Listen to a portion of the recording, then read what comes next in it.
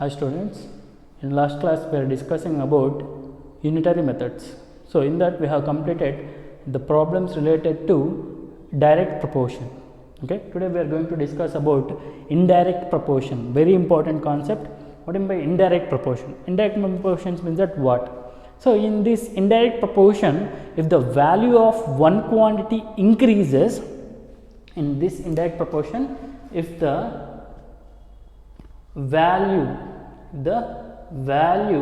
of one quantity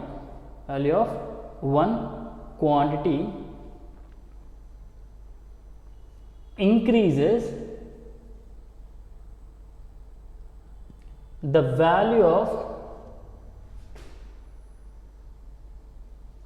of its dependent quantity will be decreased. That is the indirect proportion. So the best example for indirect proportion is men and work. Men and work is the best example for indirect proportion. So why the men and work are best example for indirect proportion? For example, let's consider about one work. Okay, ఒక work ని తీసుకుందాం మనం. ఒక work ని తీసుకుంటే for example if you need to construct a house, ఒక హౌస్ని construct చేయాలి. So if I take only one person, ఒక పర్సన్తో మాత్రమే హౌస్ని కన్స్ట్రక్ట్ చేయాలి అంటే, so if I need to construct a house, if I take only one పర్సన్ని మాత్రమే తీసుకొని ఐ నీడ్ టు కన్స్ట్రక్ట్ హౌస్ని కన్స్ట్రక్ట్ చేయాలి. So it takes more time, right? It takes more time. Okay, it takes more time. Okay, ఒక పర్సనే హౌస్ని construct చేయాలంటే it takes more time. Okay, clear? అంటే ఇక్కడ ఏమవుతుంది, వన్ పర్సన్ అంటే ఇక్కడ ఒక పర్సనే, అంటే lesser the persons more the time. If I consider 10 persons తీసుకున్నాను అనుకున్నాను. If I consider 10 persons, the house construction will be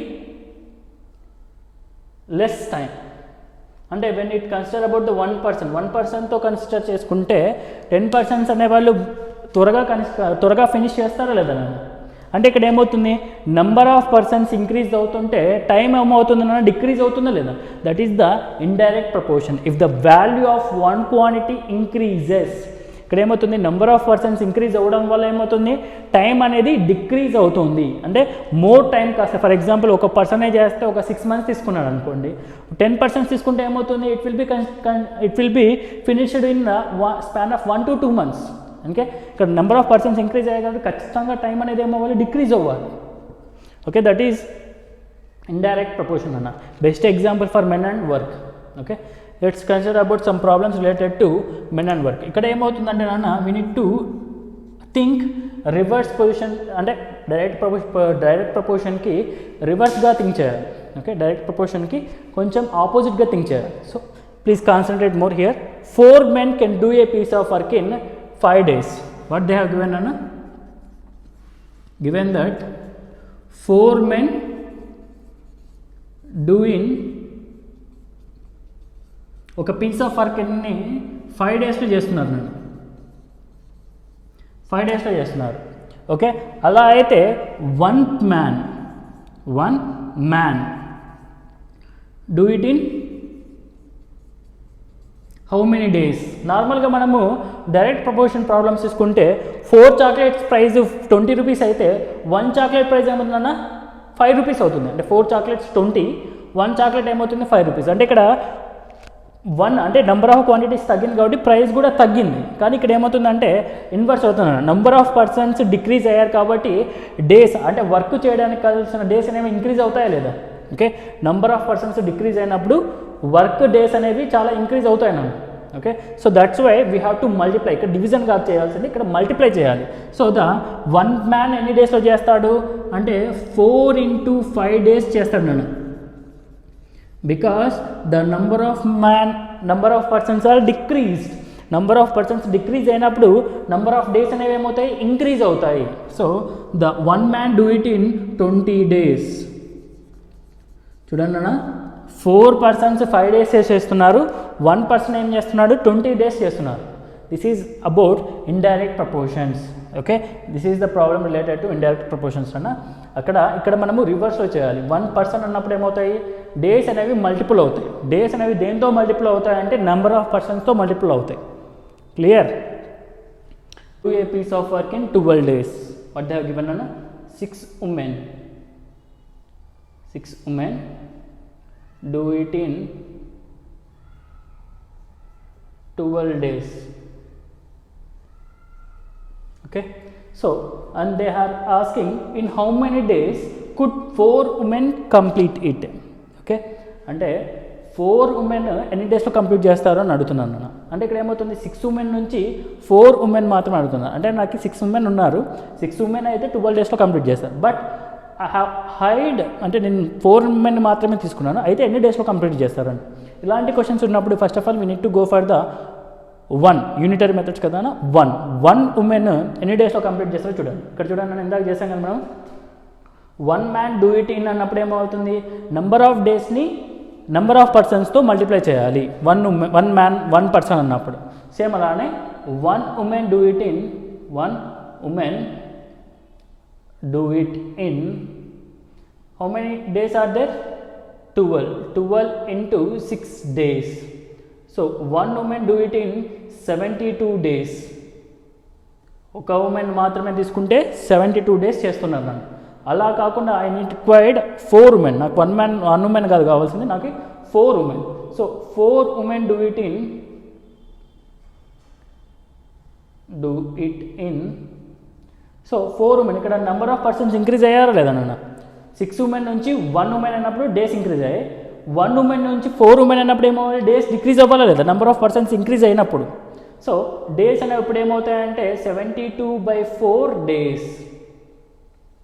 So if we divide 4 1s are 4, 4 8s are 14, 8s are 72, 18 days. 18 days. Clear? 18 days పడుతుంది for 4 women. Clear? Is that clear? Next, coming to the next question. 12 men can do a piece of work in 25 days. 12 women do it in 25 days. 25 days. In how many men are required? How many men are required? Sorry.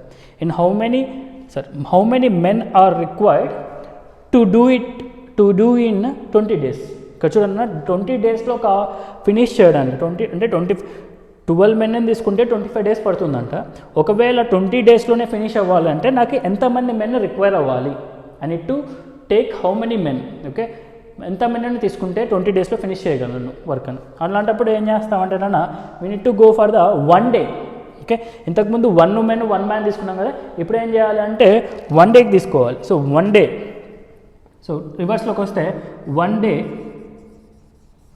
Work equals to 1 dayలో ఎంత work చేస్తారంటే నాన్న, same theory, number of men into number of days. Okay, 25 into 12 days, 12 men. 1 dayలో work చేయడానికి 12 men. 1 dayలో మొత్తం work finish చేయడానికి 12 into 25 into 12 men.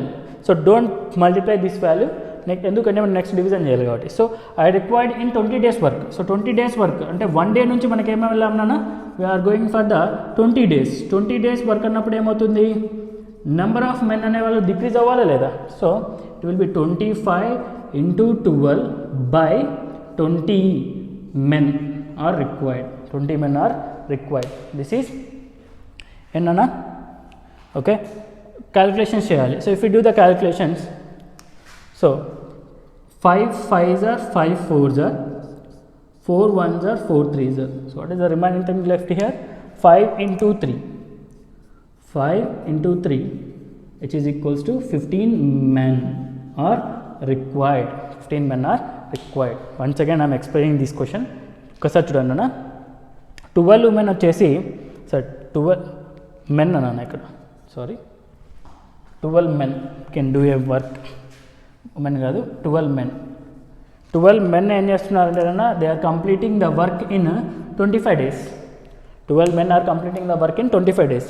అలా కాకుండా okay, I need to take 20 daysలో కంప్లీట్ చేయాలన్నా. 20 daysలో కంప్లీట్ చేయాలంటే how many men are required. అలాంటప్పుడు మనం ఏం చేయాలంటే రివర్స్లోకి వెళ్ళాలి. ఇక్కడ కూడా 1 డేలో టోటల్ వర్క్ ఫినిష్ చేయాలంటే ఎంతమంది పర్సన్స్ కావాలి? 1 డేలో టోటల్ వర్క్ ఫినిష్ చేయాలంటే ఖచ్చితంగా మోర్ నెంబర్ ఆఫ్ పర్సన్స్ కావాలా లేదా? ఇక్కడ ఏం చూడండి, 25 daysలో ఫినిష్ చేయడానికి 12 persons అవుతుంటే 1 డేలోనే టోటల్ వర్క్ ఫినిష్ చేయాలంటే మోర్ పర్సన్స్ ఆర్ రిక్వైర్డ్. అదే ఎంత persons required? 25 number of persons into number of days చేయాలన్న. So if you do that it will be 25 × 12. 25 × 12 చేయాలి.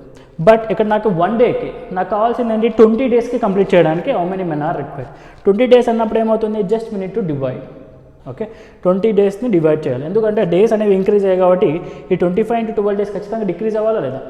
Okay, that is the indirect proportion అన్న. ఒక quantity increase అవుతున్నప్పుడు ఇంకొక quantity ఖచ్చితంగా డిక్రీజ్ అవ్వాలి. Okay, so if you divide with 20 then we get that 15 men are required to complete in 20 days. 12 men అయితే 25 daysలో చేశారు.